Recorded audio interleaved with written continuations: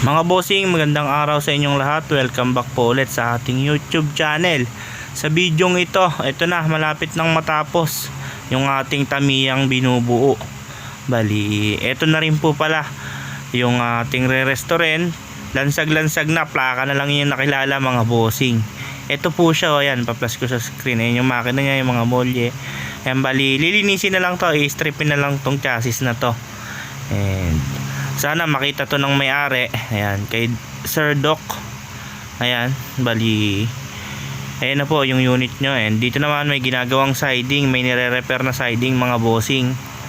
Ayan po, bali itong unit na to, yung nandun sa gilid and nasimulan na rin. Tapos ito yung kahan no, yung binabaklas. Ayan na po, nilagay natin dito. Bali, yan na rin yung gagamitin natin na kaha. Ayan. And dito naman sa double cab na tubuhan na, tapos ng tubuhan mga boss. And nililinis na lang para dalhin sa upholsteryhan. Ayan po siya mga boss. Bali, eto, balik tayo dito sa kanyang pinaka under chassis. Ayan, ini-strip po, sinasander yung pinaka chassis nya, pinalalabas yung bakal, then pipinturahan mga bossing. Ayan po, ganyan po tayo mag-restore dito sa ating munting garahe para talagang satisfied yung may-ari. Then dito naman sa Tamiya mga boss, ito na, gaya ng sinabi ko, bibidyohan ko kapag sinasalpak na yung kanyang Gemini na suspension. Ayan, pinoporma na po. Ayan po siya. Bali, hindi pa po kompleto yan, wala pa yung mga spring, yung mga shock, hindi pa nakakabit. Bali, pinorma pa lang. Ayan, and ito namang isa, ayan, siding po yung ginagawa dyan.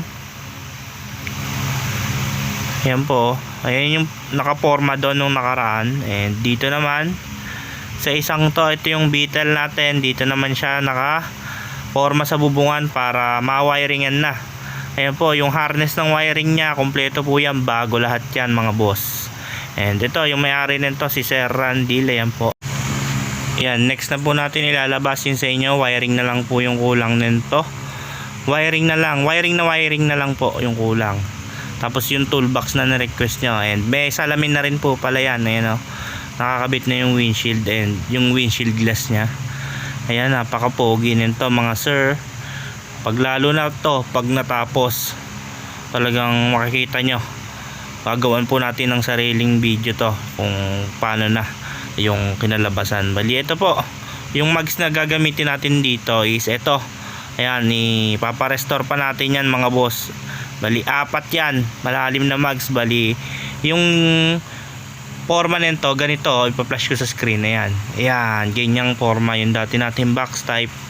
Ayan po, bali, galvanized lang yung flooring, stainless yung siding. Bali, restore lang din to mga boss pero maayos yung pagkaka-restore namin dito.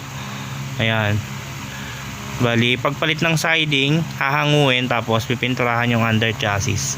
Ayan, pinoforma lang yung siding para hindi magulo yung pattern. Ayan, dito naman sa double cab natin, okay na. Ayan po, kompleto na. Inantay lang natin yung radiator kasi pinalinis natin. Ayan po yung makina nyo, parang beto-beto. So sobrang linis ng pintura. Ayan po.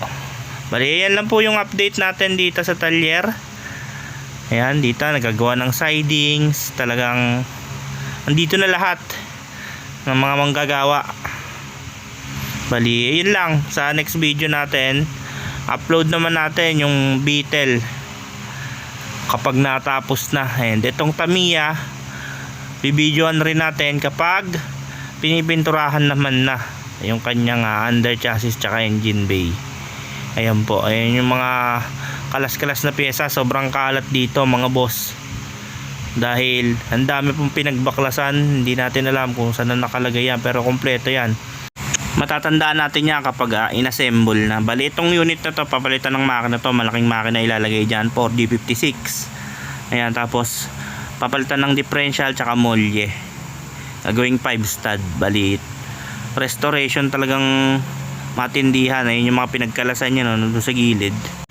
Bali, hanggang dito lang po ulit. Abangan nyo kung paano unti-unting mabuo tong unit na to. Sa next video, papakita ko ulit sa inyo kung ano naman yung nagawa. Bali, hanggang dito lang po mga boss. Hanggang sa susunod nating video, abangan ninyo yung ating next upload. Bali, bago nyo lisanin yung video ito, huwag nyo kalimutang i-click ang subscribe button at i-on ang notification bell para lagi kayong updated sa mga video na ilalabas namin tungkol sa Honor Type Jeep. Hanggang dito lamang po mga boss. See you sa next video.